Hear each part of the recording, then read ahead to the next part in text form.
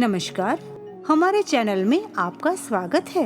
हमारे चैनल को like, share और सब्सक्राइब कर दीजिए। गरुड़ पुराण धर्म के अनुसार जब किसी के घर में किसी की मौत हो जाती है तो 13 दिन तक गरुड़ पुराण का पाठ रखा जाता है। शास्त्रों के अनुसार कोई आत्मा तत्काल ही दूसरा जन्म धारण कर लेती है। किसी को 3 दिन लगते हैं, किसी को 10 से 13 दिन लगते हैं और किसी को 1.25 माह लगते हैं। लेकिन जिसकी स्मृति पक्की, मोह गहरा या अकाल मृत्यु मरा है तो उसे दूसरा जन्म लेने के लिए कम से कम 1 साल लगता है। तीसरे वर्ष उसका अंतिम तर्पण किया जाता है। फिर भी कई ऐसी आत्माएं होती हैं जिन्हें मार्ग नजर नहीं आता और वे भटकती रहती है। गरुड़ पुराण में बताया गया है कि आत्मा लगभग 13 दिनों तक उसी घर में निवास करती है। ऐसी स्थिति में यदि घर में गरुड़ पुराण का नियमित पाठ किया जाता है तो इसके श्रवण मात्र से ही आत्मा को शांति तथा मोक्ष की प्राप्ति संभव हो जाती है। इसके अलावा इसमें जीवन से जुड़ी 7 ऐसे महत्वपूर्ण नियम बताए गए हैं जिनका पालन प्रत्येक व्यक्ति को बड़ी ही सहजता के साथ करना चाहिए। गरुड़ पुराण क्या है? एक बार गरुड़ ने भगवान विष्णु से प्राणियों की मृत्यु, यमलोक यात्रा, नरक योनियों तथा सद्गति के बारे में अनेक गूढ़ और रहस्य युक्त प्रश्न पूछे। उन्हीं प्रश्नों का भगवान विष्णु ने सविस्तार उत्तर दिया। ये प्रश्न और उत्तर की श्रृंखला ही गरुड़ पुराण है। गरुड़ पुराण में स्वर्ग, नरक, पाप पुण्य के अलावा भी बहुत कुछ है। इसमें ज्ञान, विज्ञान, नीति, नियम और धर्म की बातें हैं। गरुड़ पुराण में एक ओर जहाँ मौत का रहस्य है तो दूसरी ओर जीवन का रहस्य छिपा हुआ है।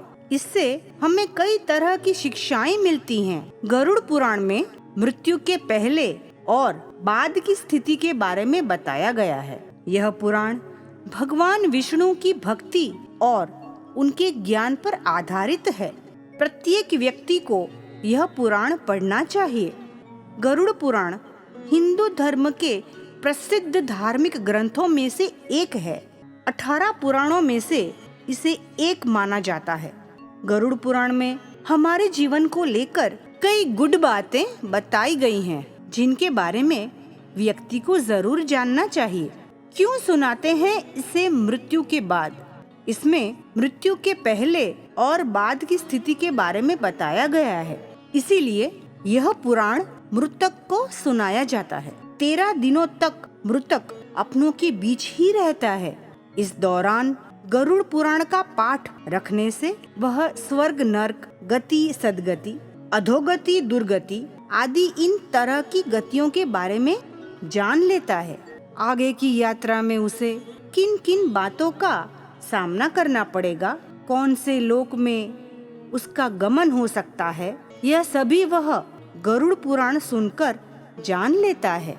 मृत्यु के उपरांत घर में इसका पाठ होता है तो इस बहाने मृतक के परिजन यह जान लेते हैं कि बुराई क्या है और सद्गति किस तरह के कर्मों से मिलती है, ताकि मृतक और उसके परिजन दोनों ही यह भली भांति जान लें कि उच्च लोक की यात्रा करने के लिए कौन से कर्म करने चाहिए।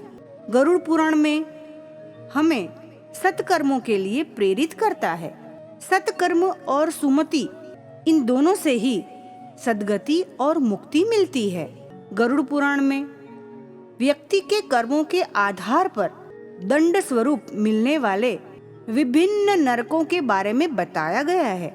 गरुड़ पुराण के अनुसार कौन सी चीजें व्यक्ति को सद्गति की ओर ले जाती है, इस बात का उत्तर भगवान विष्णु ने दिया है। इसमें हमारे जीवन को लेकर कई गुड बातें बताई गई हैं। गरुड़ पुराण के 19,000 श्लोकों में से बचे 7,000 श्लोकों में गरुड़ पुराण में ज्ञान, धर्म, नीति, रहस्य, व्यवहारिक जीवन, आत्मा, स्वर्ग, नर्क और अन्य लोकों का वर्णन मिलता है। इसमें भक्ति, ज्ञान, वैराग्य, सदाचार, निष्काम कर्म की महिमा के साथ यज्ञ, दान, तप, तीर्थ आदि शुभ कार्यों में सर्वसाधारण को प्रवृत्त करने के लिए लौकिक और पारलौकिक फलों का वर्णन किया गया है।